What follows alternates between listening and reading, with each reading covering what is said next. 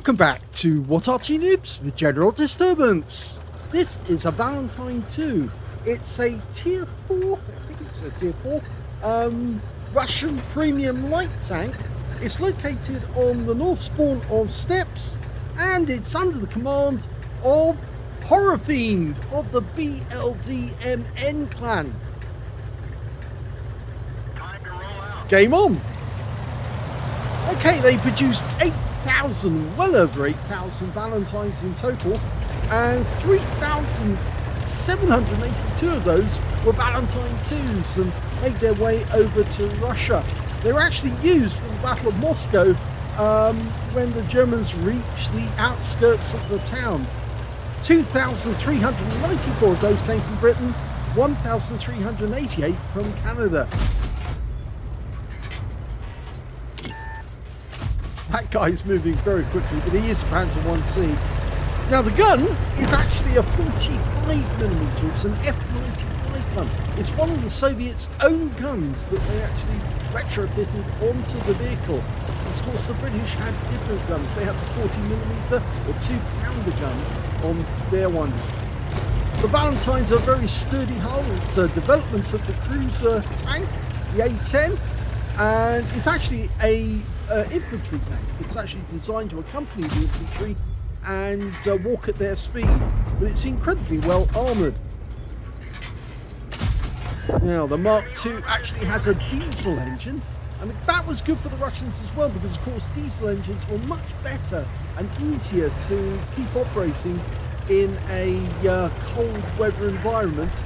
They only needed somebody to put a bit of a stove underneath the engine bay to warm it up and just get the oil flowing, and then they could start it up, because if you did that with a petrol engine you'd get a big explosion.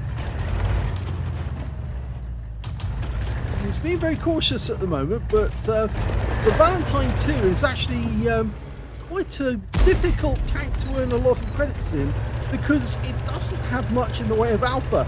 47 alpha is the hit points, is the alpha. 51mm of pen, and that actually drops quite a lot at distance as well. It goes down to just 38mm of pen at 500 meters. So you're firing something a long way away, you might not penetrate it, but when you get closer, you will start penetrating it. Some say that the Soviets actually liked the Valentine, others say they disliked it. I think actually they were just grateful to have any tanks that would actually survive encounters with the Germans. Of course, most of the Soviet tanks actually got wiped out fairly quickly because they just didn't have any armour. This thing had armour, lots of it. 65mm at the front of the turret, 60mm at the front of the hull. In fact, it was 60mm all the way round on the vehicle. Oh, he got him that time, he tagged him. Got a low roll though. So yes, it did have armour. It could stand up to the German guns and throw off their shells. And the mechanics of it, well, it's fairly simple. So it wasn't as if it was difficult for the Soviet engineers to get out a bigger hammer and get it working again. A weak spot, of course, is that corrugated cover over the rear of the engine bay. That's fairly thin there. And if you do get a shell in there, it's more than likely going to penetrate. So if you're in a little Panzer 1C with a machine gun as your main armament, all you do is you drive in behind a Valentine II and just keep pumping those shells into the engine bay until they effectively give up or catch fire. Well, he's the first of his teammates to actually get to the enemy rear, and there doesn't appear to be anyone around that he can start shooting at. Nobody's in sight. Bit of a shame really, with 4 tanks down on the enemy at the moment. It doesn't go very fast, 32 kilometers an hour is the maximum speed. Oh, he spotted the Arty. Okay, well, the M7's just suddenly realised that he's got somebody behind him and he's losing hit points, so he runs away as quickly as he can. He's based on the M3 hull and he is on fire. It looks like he's on fire. It does look as if he's on fire. Oh dear, poor guy. All of his security just suddenly disappeared because of course his teammates just weren't watching what was going on. Well, he's managed to get his first kill. There's 2 enemy Artys in this game, and the Panzer Selbstfahrerfährte. Oh, it's actually 3 Artys. Sorry, I got that wrong. On our team, T-82, on the enemy team rather, T-82 HMC as well. And now he's going up to the Cruiser Mark IV, which of course this tank was designed from. Although that had a kind of Christie suspension, and this one doesn't. It has a leaf spring arrangement. Look at this. He's going to get his next one. There you go. That's pretty good, actually. 2 kills. And he just had to chase that guy around. That 45mm gun really is so underpowered. Even the 40mm that you get on the 2-pounder is actually much better because, of course, with the Little John adapter, you've got a lot of penetration on the enemy. And that means you can take on even heavy tanks and deal with them. Well, I think there is an enemy tank around here. I think it might be a B1.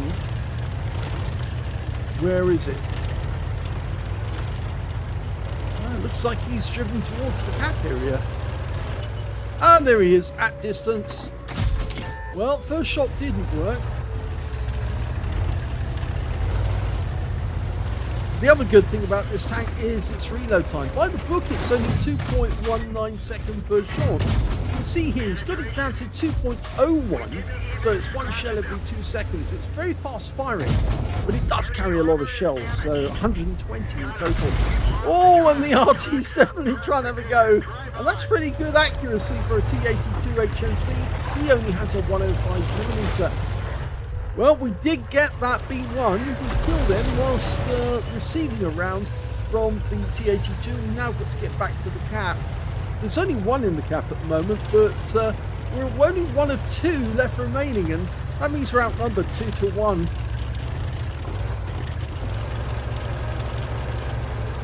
Just got to get his repair kit back in. It's on cooldown. That accurate shell from the T-82 did actually track him. Oh, and it's the SAR 42, which of course is a tank destroyer. And there's an M5A1 Stuart. He gets a shell into him. Now, he might use he is using the premium ammo. And that SAR's on fire. Oh, 1 more. Yes! That's his 4th kill. You know, he could actually do it. They're now even with the enemy, 2 each. And of course, we're going to meet that T-82 HMC unless our teammate in the Panzer II J actually meets him first. Of course, that's the Panzer II-J, or Panzer II-J, I should say, is of course the up armored version of the Panzer II.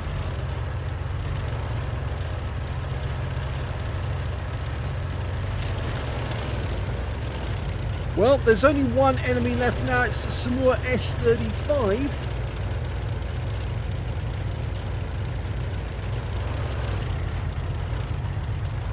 We don't know where he was last seen. Nothing on the minimap showing where he is. Now, as I said, they did have these in the Battle of Moscow, and it must have been a bit of a surprise for the Germans to suddenly realise they were coming up against British tanks instead of Russian ones, because, as I said, the Russian tanks had virtually no armour and were easy to take down by the German anti-tank guns. But when they came up against something like this, those anti-tank guns just didn't work so well and couldn't penetrate them. This is where the Russians suddenly managed to get their own back on the Germans. And that's why they didn't get to the centre of Moscow. Now, as you may know, I've actually been to Moscow several times. I've actually been to the spot where they got the closest to the city centre, and it's very close to the city centre. It's not that far away. It's on the ring road, or at least near the ring road. It goes around the city.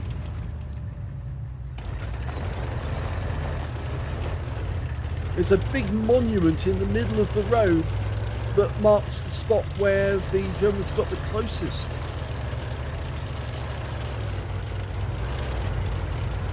Another good reason for going to Moscow, of course, is to see all the tanks they've got there.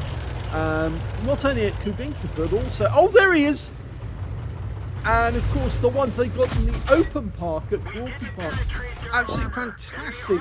Masses and masses of tanks that you can look at. And, unfortunately, we lost the Panzer Zwei. He got wiped out by the Samur. I mean, how he allowed that guy to do that to him, but he did. So now we've got to be careful, because this guy, we're one-on-one with somebody who knows what they're doing. Just under 5 minutes left in the game. I have a feeling that Samur is going to pop up again. Of course, he's probably thinking that he can get an easy kill.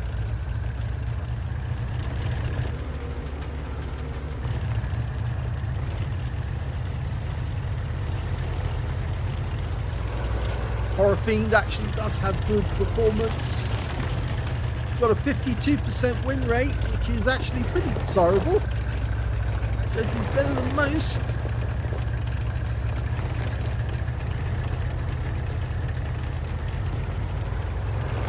He's creeping up on this guy very, very slowly.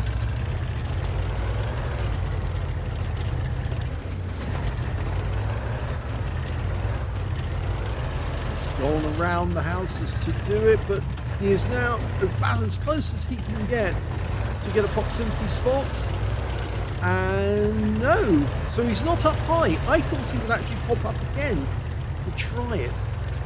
So now we're going to be going in to try and dislodge him. Now we've got a proximity spot, 50 meters.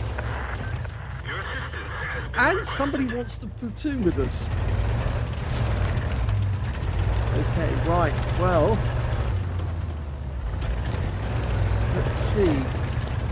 He's going to try and do this without getting badly damaged. The Samur S35, if I remember correctly, is the French version of that tank. So he could side scrape and just hit the turret. Don't let that guy have any pot shots at you. But he's fairly easy. He's trying to do it third person. He's going for the cupola, and he does get it, but he's bouncing off. Like what he's doing. Penetration. Enemy armor is damaged. Penetration. Absolute perfect. Enemy armor is damaged. Okay, here he comes. Oh, now he drove straight past us. So we just keep blasting away. And that's it. He's done it. He's won the game. Fantastic little battle.